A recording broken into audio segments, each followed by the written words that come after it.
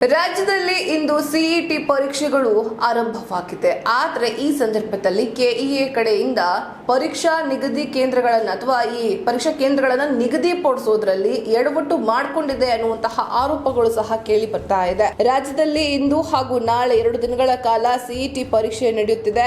CET ಪರೀಕ್ಷೆ ಬರೆಯುತ್ತಿರುವಂತಹ ಅಭ್ಯರ್ಥಿಗಳ ಪರೀಕ್ಷಾ ಕೇಂದ್ರ ನಿಗದಿಪಡಿಸುವಲ್ಲಿ ಕರ್ನಾಟಕ ಪರೀಕ್ಷಾ ಪ್ರಾಧಿಕಾರ ಅಥವಾ ಕೆಇಎ ಎಡವಟ್ಟು ಮಾಡಿಕೊಂಡಿದೆ ಅನ್ನೋದು ಗೊತ್ತಾಗ್ತಾ ಇದೆ.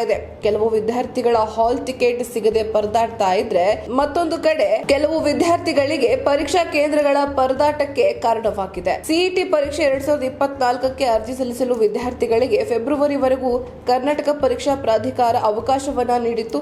ಈ ವರ್ಷ ಪ್ರಾಧಿಕಾರದ ನಿರೀಕ್ಷೆಗೂ ಮೀರಿ ದಾಖಲೆಯ ಸಂಖ್ಯೆಯಲ್ಲಿ ಅರ್ಜಿಗಳು ಸಲ್ಲಿಕೆಯಾಗಿವೆ.